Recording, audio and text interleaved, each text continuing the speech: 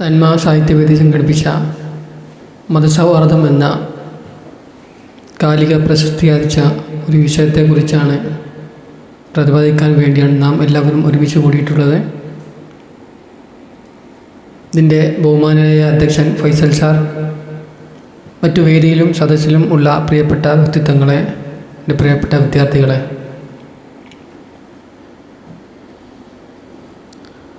നമ്മൾ ഇന്ത്യക്കാരെ സംബന്ധിച്ചിടത്തോളം നമ്മളെല്ലാം ഹിന്ദു ആയാലും മുസൽമാനായാലും ജൈനനായാലും എല്ലാ മതക്കാരായാലും ഒരുപോലെ വസിക്കുന്ന ഒരു രാജ്യമാണ് നമ്മുടെ ഇന്ത്യ രാഷ്ട്രം. ഇവിടെ മതത്തിൻ്റെ ഒരു അതിർവരമ്പുകളും ഇല്ലാത്ത ഒരു മറ്റുള്ള രാഷ്ട്രത്തിന് പോലും എടുക്കാൻ പറ്റിയ നന്മയുള്ള കാര്യങ്ങളൊക്കെ ഉള്ളൊരു രാജ്യമാണ് നമ്മുടെ ഇന്ത്യ രാജ്യം. ലോകത്ത് ഒരു ജനാധിപത്യ രാഷ്ട്രമുണ്ടെങ്കിൽ അത് ഇന്ത്യ രാഷ്ട്രമാണ്. നാനാത്വത്തിൽ ഏകത്വം എന്ന ഒരു മുദ്രാവാക്യമാണ് ഇന്ത്യയുടെ ഏറ്റവും വലിയൊരു കാര്യമായിട്ട് കാണേണ്ടത്. ഗാന്ധിജിയും ജവഹർലാൽ നെഹ്റുവും മറ്റു എല്ലാവരും ബ്രിട്ടീഷുകാരോട് പൊരുതി ജയിച്ചപ്പോൾ അവിടെ ജാതിയോ മതമോ നോക്കാതെ ഒരുമിച്ചിരുന്ന് പൊരുതി കൊണ്ടാണ് നമ്മുടെ രാഷ്ട്രം 1947 ഓഗസ്റ്റ് 15 സ്വാതന്ത്ര്യം നേടിയത്. അതുകൊണ്ട് തന്നെ മതസൗഹാർദ്ദം എന്നത് ഇന്ത്യയിൽ നാം എല്ലാവരും കണ്ടതാണ്.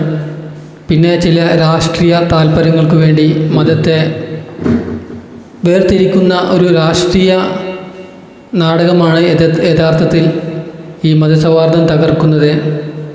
അത് നമ്മുടെ കേരളത്തിൽ പൊതുവെ അത് കൂടുതലൊന്നും വില പോയിട്ടില്ല. കാരണം അത് തകർക്കാൻ ശ്രമിച്ച ഏത് രാഷ്ട്രീയ പാർട്ടിയായാലും ഒറ്റപ്പെട്ടിട്ടേ ഉള്ളൂ നമ്മുടെ കേരളത്തിൽ. പിന്നെ നമുക്കൊക്കെ അറിയാം 1921 മാപ്പിളയുടെ കാലഘട്ടത്തിലൊക്കെ നമ്മുടെ തൊട്ടടുത്തുള്ള കുത്തുബുസ്സമാൻ മമ്പുറന്തങ്ങൾ, ആ മമ്പുറന്തങ്ങളുടെ ഏറ്റവും അടുത്ത ഒരു സഹചാരിയായിരുന്നു കോതു നായർ. പിന്നെ മങ്ങാട്ടച്ചനും കുഞ്ഞായി മുസ്ലിയാർ, നമ്മൾ കുറേ കേട്ടതാണ് കഥകളൊക്കെ. അവരുടെ ഏറ്റവും അടുത്ത സുഹൃത്തും അവരുടെ കാര്യങ്ങളൊക്കെ നോക്കിയിരുന്ന മറ്റുള്ള മതത്തിൽപ്പെട്ട ആളുകളൊക്കെ ഉണ്ടായിരുന്നു. പക്ഷേ അവരൊന്നും സൗഹൃദം കളയാനോ അല്ലെങ്കിൽ മറ്റുള്ള ആളുകളെ പേര് ഇങ്ങനത്തെ കാര്യങ്ങളൊക്കെ കേട്ട് സൗഹൃദം കളയാനോ ഒന്നും നിന്നിട്ടില്ല. കാരണം അവർ മതത്തിൻ്റെ കാര്യങ്ങളൊന്നും ചിന്തിച്ചിട്ട് പോലുമില്ല. താൻ ഏത് മതത്തിലാണോ ജനിച്ചത് അതുപോലെ താൻ ജീവിക്കുക, മറ്റുള്ളവർ അവരുടെ കാര്യങ്ങളിട്ട് ജീവിക്കട്ടെ എന്നുള്ള ഒരു മൈൻഡായിരുന്നു അവർക്കൊക്കെ. പക്ഷേ ഇപ്പോൾ അങ്ങനെയല്ല, കാര്യങ്ങളൊക്കെ മാറി.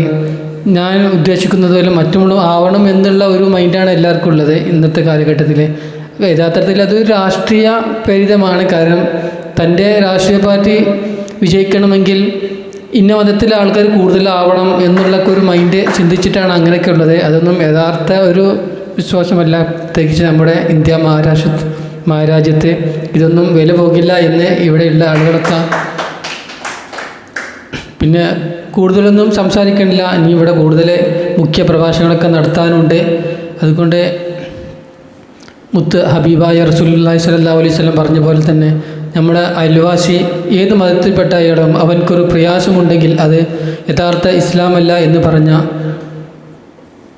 നമ്മുടെ പ്രവാചകൻ്റെ ആ വാക്കുകൾ ഉദ്ധരിച്ചുകൊണ്ട് ഞാൻ ഈ പരിപാടി ഉദ്ഘാടനം ചെയ്തതായി അറിയിക്കുന്നു.